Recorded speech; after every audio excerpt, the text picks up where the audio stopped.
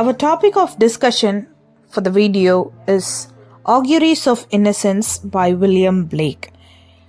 Auguries of Innocence, it's a poem and it's a collection of how we are conflicting the situations and how God's punishment and prophetic judgment will be given at the end, at the last day of our death.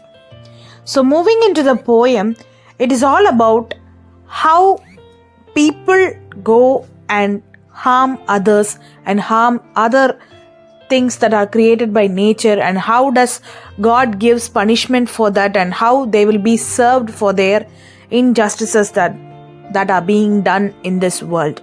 About the author introduction, William Blake was an English poet. He was a painter as well as he was a printmaker, and mostly if you see, he was not most recognized person in English literature, but he was known for his poetry. He was also called as nature poet. So if you see in the romantic age of poetry, he was one among the romantic poets who could deliver such good poems that gives out the sense of romanticism from that age. And if you picture his works, you could see that nature will be intermixed with all his works. Though Blake did not have so much good influences, he was also considered to be a mad person because of his idiosyncratic views.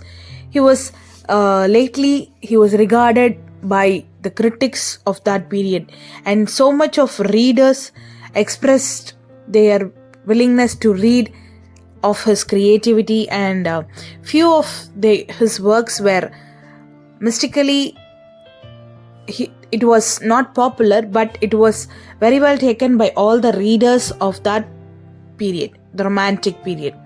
His paintings and poetry were the most important part of the romantic period, and he was also considered to be a pre-romantic person.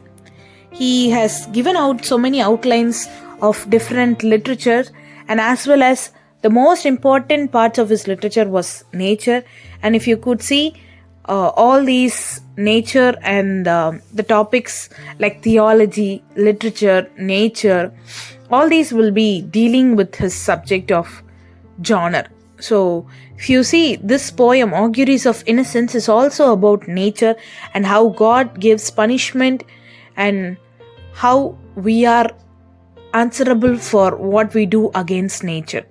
So as a nature poet, Blake has justified this poem.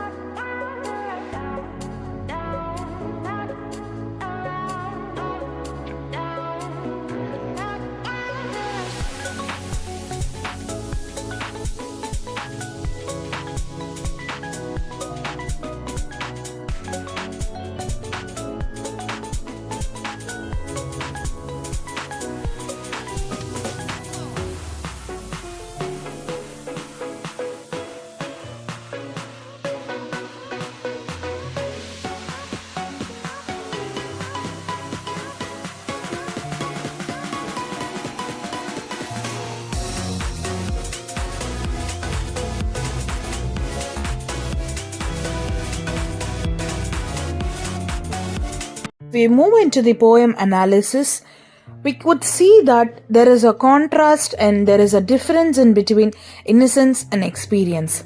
So innocence is just pretending. According to human, it's pretending themselves to be innocent as if they don't know things and as if they being a childlike in nature.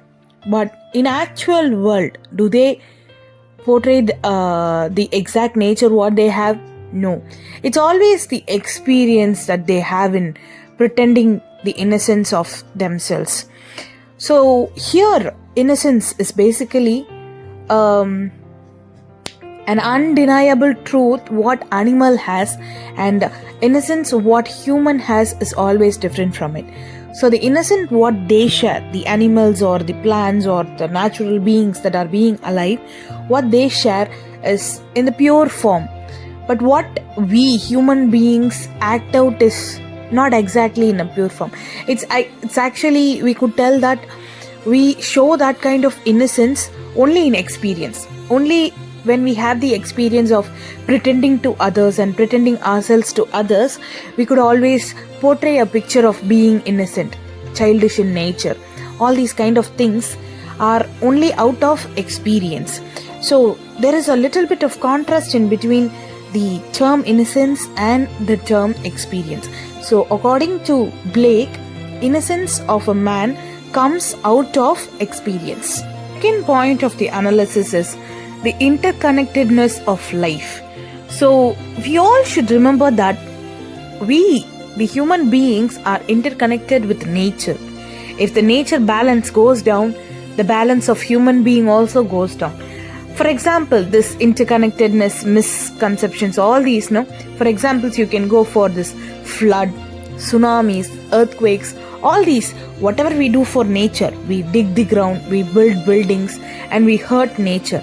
And that's what we repeat it as the vice versa for what and all the troubles we have. Like all these I listed out, right? The flood, the earthquakes, all these are not just the outcome of what we do. It's also the anger of the nature towards us. God is actually punishing us through nature. We hurt nature and we are being punished through nature. So that's what is the interconnectedness of life.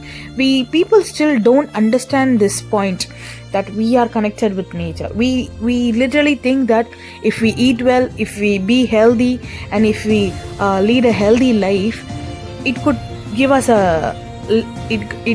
a life more ahead. But it's not actually that. We are connected to nature.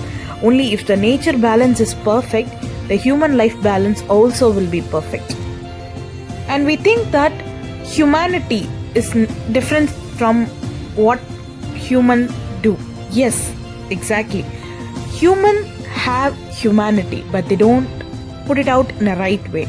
Showing someone love, showing someone you hate, or treating someone good is not alone humanity. And humanity is basically not alone for human beings, but it is also for animals and plants and so on.